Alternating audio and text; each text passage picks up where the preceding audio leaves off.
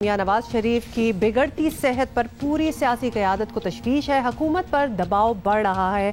हुकूमती रहनुमा लहजे भी नरम करें और इलाज का बंदोबस्त भी मुनासिब होना चाहिए। मियां साहब को भी इलाज कराने की तरफ जाना चाहिए। थोड़ी लचक यहाँ भी दिखा दें तो क्या ही बात होगी। Chairman Peoples Party Bilawal Bhutto Zardari आज कोट लखपत जेल में नवाज शरीफ से मुलाकात करेंगे। पीपल्स पार्टी का कहना है कि मुलाकात का कोई सियासी एजेंडा नहीं। साबिक वजीर आजम को कुछ हुआ तो जिम्मेदार पीटीआई होगी।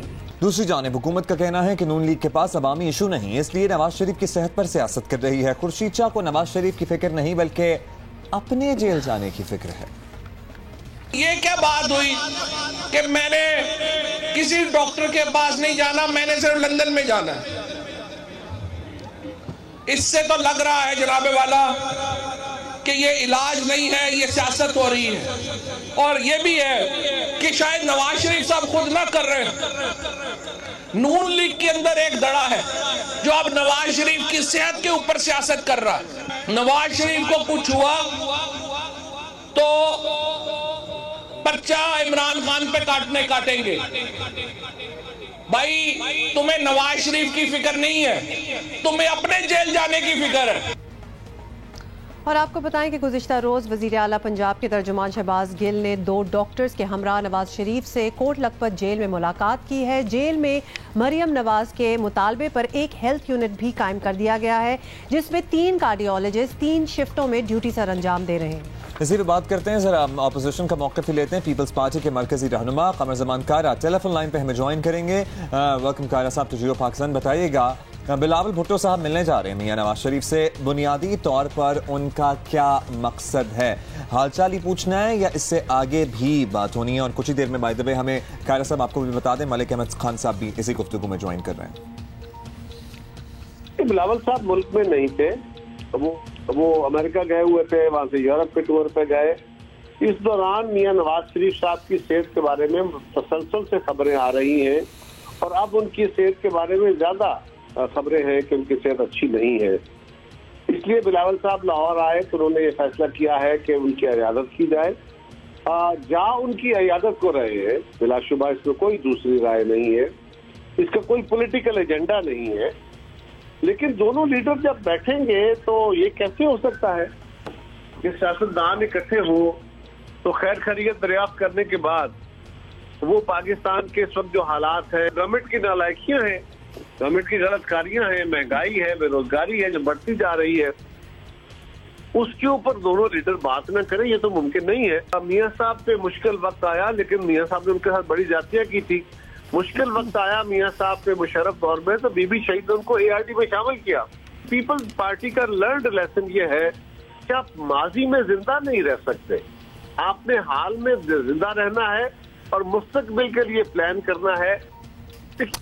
राइट कायर साहब, आपका तो हमने सुन लिया। मलिक अहमद खान साहब ने भी हमें ज्वाइन किया है। मलिक अहमद खान साहब, सबसे पहले तो आपसे पूछना चाहेंगे कि इस वक्त नवाज शरीफ साहब की तबीयत कैसी है, और दूसरा सवाल हमारा आपसे ये होगा कि अगर तो उनकी तबीयत ठीक नहीं है, there are cardiologist there in the jail, वो इतना मुतालबा कहीं बाहर अपने डॉक्टर्स को दिखाने का क्यों कर रहे हैं? वो क्यों नहीं यहाँ इलाज करा लेते हैं? शुक्रिया हुमा। देखिए, मैं पहले आपके सवाल का जवाब देते हुए फिर आपकी इजाज़त से 2 बातें और करना चाहूँगा। देखिए, मियां साहब की बीमारी एक बड़ी कॉम्प्लेक्स कार्डिक एब्लेशन की बीमारी है और वो इस वक्त उनको मल्टी डिजीज़ की सूरत में, एक तो उनकी इंजाइना पेन्स हैं तो वो तो एंजियोग्राफी डिटर्मिन करेगी। जो उनका थेलियम स्कैन करवाया गया, जो कि एक कॉम्प्रिहेंसिव टेस्ट होता है जो बताता है कि आपने किस लाइन पे इन्वेस्टिगेशंस करनी है, ये तो भी रीसेंट डेवलपमेंट थी। लेकिन उससे पहले के जो उनके प्रोसीजर्स हो चुके हैं वो 7 हो चुके हैं। उन 7 प्रोसीजर्स में से बड़ी कॉम्प्लिकेटेड एक एट्रियल फिब्रिलेशन होती है, जो अपर चेम्बर ऑफ हार्ट आर्ट्रिया जो होता है उसके अंदर इलेक्ट्रिकल करंट्स का इशू है। पाकिस्तान में उनकी जो अभी इन्वेस्टिगेशंस हुई हैं, जो 5 पहली तो जो बाहर थी वो बाहर थी, तो 5 बोर्ड एग्जामिनेशन बोर्ड्स जिन्होंने मेडिकल टेस्ट करने के बाद हुकूमत को यकीन दिलाना पड़ा कि ये वाकई बीमार हैं, आप इनकी बीमारी को सीरियस लें। आपके वुज़रा जैसे आज अभी फवाद का मुझे बहुत अफसोस हुआ। Somehow I had a very genuine reason to believe कि फवाद एक पॉलिटिकल वर्कर है, लेकिन मुझे इस तरह की स्पीच की और इस रिटोरिक की फवाद से तवक्को नहीं थी। अगर आपको ये इतनी तौफीक नहीं है कि आप उनको बेहतर इलाज दे सकें तो कम से कम पब्लिक गैदरिंग्स में खड़े हो कि इस तरह की आप पॉलिटिकल नैरेटिव्स को पुश ना करें। This is a shameful act, इनको ऐसे नहीं करना चाहिए। और एक तरफ इनके मिनिस्टर्स आते हैं और वो आके बयान देते हैं कि तबीयत नहीं ख़राब, नीयत ख़राब है, और फिर उसके बाद कुछ और लोग चले जाते हैं कि जी हमने एम्बुलेंस तो यहाँ खड़ी कर दी है लेकिन ये वसाइल कहीं और बहुत बेहतर इस्तेमाल किए जा सकते थे। मैं मिलकर आया हूँ, बड़े हशाश बशाश हैं। What are they up to? क्या ये उनको इस तरह इन्होंने रोलिंग स्टोन बनाए रखा from one hospital to another hospital? इतना भी नहीं पता था कि कार्डियक का प्रॉब्लम है। हम भी यहाँ मजम्मत करते हैं, किसी की सेहत पर सियासत नहीं होनी चाहिए, लेकिन आपने अभी जिक्र किया कि बेहतर इलाज की सहूलतें नहीं दे सकते तो बात भी ना करें। आपसे अगले सवाल पे हम जरूर पूछेंगे कि बेहतर इलाज की सहूलियात से आपकी क्या मुराद है, because according to our information एक यूनिट वगैरह भी कायम कर दिया गया अस्पताल में जिसमें 3 कार्डियोलॉजिस्ट एक वक्त में मौजूद होते हैं, लेकिन we have to include Kaira sahib in the discussion as well. Kaira sahib, Mian Nawaz Sharif को अस्पताल भी ले जाया जाता रहा है, डॉक्टर्स भी मुआयने के लिए जाते रहे, लेकिन मियां साहब ने इत्तलात इब्तदाई तौर पर यही है कि इलाज कराने से इनकार कर दिया। अभी तो कुछ लचक दिखानी चाहिए। बिलावल ये बात ही कर लें, नवाज शरीफ साहब से कन्विंस करने की कोशिश करेंगे? देखिए, हमारा काम बिलावल साहब उनकी इजाजत करेंगे, हमको नसीहतें करने तो नहीं जा रहे, हाँ सजेस्ट जरूर करेंगे। और